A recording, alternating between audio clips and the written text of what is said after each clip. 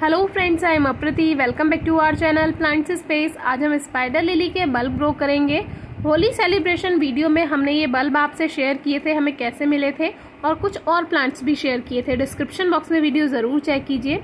Spider lily पर white colour के flowers आते हैं जो कि देखने में बिल्कुल सुदर्शन के फ्लावर के जैसे दिखते हैं, बट बहुत हल्का सा डिफरेंस होता है।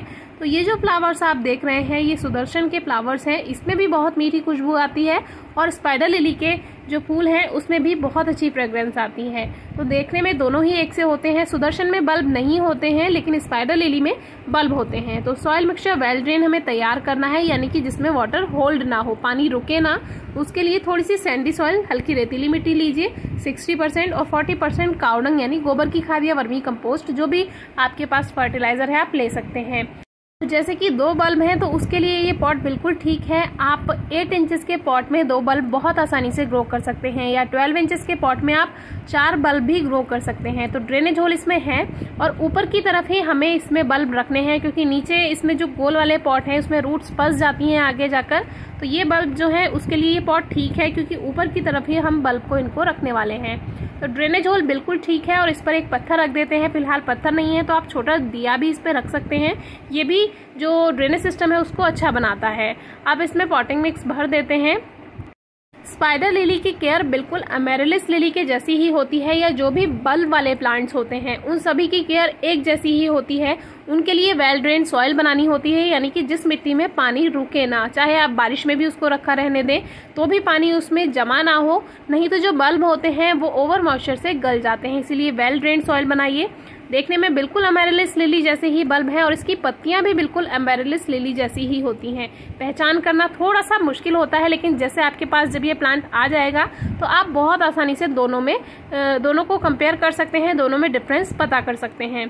तो देखिए दोनों बल्ब हमने रख दिए हैं पॉट में, और सॉइल में ज्यादा अंदर इसको नहीं रखना है बल्ब को, और ना ही ज्यादा ऊपर रखना है, यानी कि बस ये हल्का सा सॉइल से ढक जाए, कवर हो जाए, इतना ही इनको रखना है। बहुत ज्यादा अंदर मिट्टी में कोई भी बल्ब ग्रो नहीं करना चाहिए, उससे उसके गलने के चांसेस बहुत ज्यादा रहते हैं, यानी कि जो बल्ब है उसमें रॉटिंग होने लगती है। तो इस तरह से इसको हल्का हल्का सॉइल प्रेस कर देंगे। और जो बल्ब वाले जितने भी प्लांट्स हैं, चाहे अमेरिलिस हो चाहे स्पाइडर लिली हो, उनमें आप मिट्टी को लगभग पूरा ही भर दीजिए पॉट में, क्योंकि भरकर तो इसमें पानी देना नहीं होता है और बारिश में इसमें पानी भर जाएगा अगर आप इसमें मिट्टी को ज्यादा खाली रखेंगे। तो इसीलिए इनको मिट्टी से भरकर ही रखें। लगभग आधा इंच ही मिट्टी इसमें खाली रहने दें, जो कि हल्का हल्का आप वाटर स्प्रे इसमें कर सकते हैं, या पानी जब भी इसमें दें तो हल्का स्प्रे ही करें। कभी भी बल्ब वाले प्लांट में बहुत ज़्यादा वाटरिंग नहीं करनी चाहिए, उससे वो बेकार हो जाते हैं।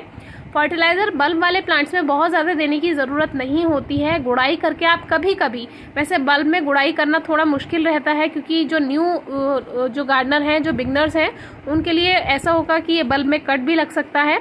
तो आप हल्की सी किसी भी शार्प टूल से दूर दूर बल्ब में हल्की गुड़ाई कर दीजिए, और कभी साल में अगर 4 बार भी इसमें फर्टिलाइजर दे देंगे तो भी आपको फ्लावर्स मिल जाएंगे। और जब बल्ब हेल्दी होते हैं तो वो आपको फ्लावर्स 100% देते हैं। और बल्ब तभी हेल्दी होंगे जब उसमें ओवर मॉइस्चर नहीं होगा, तभी वो अच्छे से ग्रोथ कर पाएंगे और प्लांट हेल्दी बनता है। बल्ब वाले प्लांट्स को आप रिपोर्ट करके तुरंत डायरेक्ट सनलाइट में भी रख सकते हैं, और कम से कम 3 घंटे की धूप स्पाइडर लिली को जरूर दीजिए, और ज्यादा से ज्यादा पूरे दिन की धूप में भी आप प्लांट को रखा रहने दे सकते हैं।